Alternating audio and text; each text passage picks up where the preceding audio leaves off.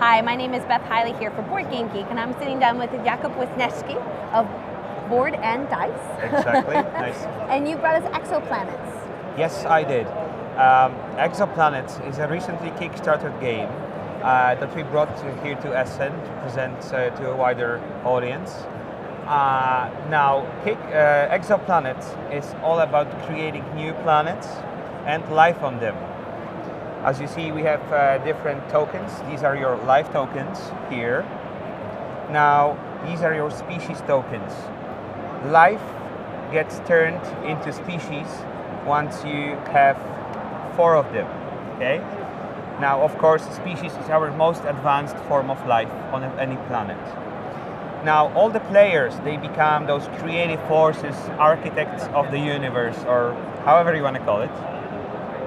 And basically, their job is to expand the galaxy and expand the life forms on it.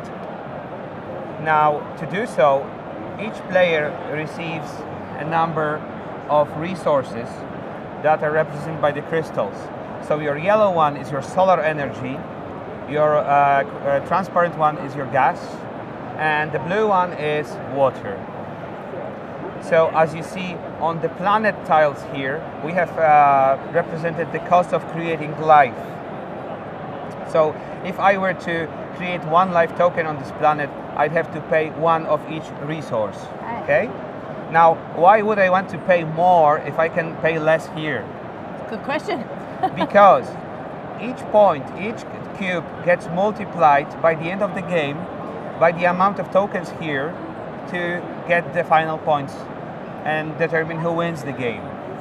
As I told you before, the ultimate form of life is species. So this is where 1 point, 1 life. However, species is 5 points. So get this now. It's worth 5 points here, but 15 here. Yeah. Now, as you see, the orbits, they're filled with covered tiles. Now, each time a player takes a new planet and installs it, that player receives resources. 1 from the star, and 1 of each kind that are shown here, that are next to each other. So in this case, I receive 2 gas resources. I also start with 1 of each resources. So I have 6 now. I could probably create life already, but I should also take 1 of these tiles. I start with 3. I choose to discard 1, and this is my initial hand, right? Mm-hmm. So as you see, these tiles, they can sort of get, divided into 2 sections. 1 section has the name, reference number, and the number of points in the green. There's 22 of them. It's like a list of quests or achievements that you can do for creating species on various types of planets, for hurting other players, and for different things. Now the other part is where the magic happens. This is what influences the whole board. You install them under planets to influence the gameplay. In this case, I just removed a cost from this planet. It's minus gas, right? So now it costs me only these 2 resources to create life here, but I still get triple points, right? So our other kind of tokens is a token with the gray area here. This is like an instant in Magic the Gathering. You don't put it under a planet, you just discard it and you use the benefit right away. So in this case, you get 2 free resources, okay? But since everything in life, even in space, has an additional cost, this triggers a side effect. There are 2 side effects. One is a solar storm, the other one is a black hole fusion. So you take 1 of these tokens, and when we deplete them, we trigger the effect.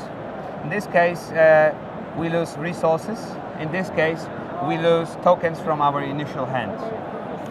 Now, as you see, there's another thing here called creation. When we take all of these tokens, the hadrons collide, particles collide. Now, each player that puts 2 of these back receives 1 free resource. So that's another mechanic to gain resources as you play.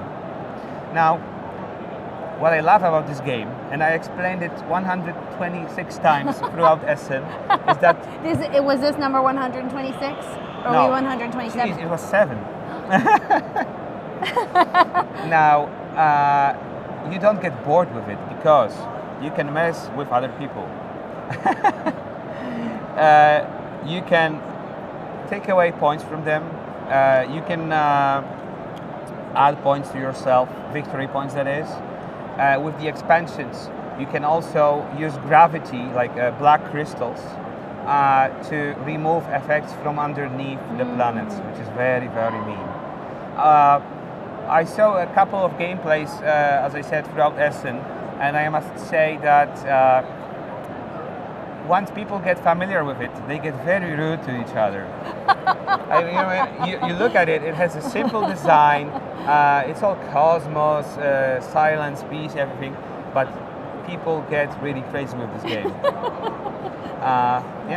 And those are the kind of details I love to hear, because you've watched a large group of people play the same game many times, and you can start to see trends over time. Exactly. And I think it's testament that the fact that you're still teaching it now 127 times and you haven't gotten sick of it yet is also a testament to it being well designed and interesting. It's the best advertisement you can get. Probably, yeah. It's like, you're still willing to eat at the restaurant you work at, it's probably a good place. And if you're still willing to play the game you've taught 120 times, then that would be Exoplanets.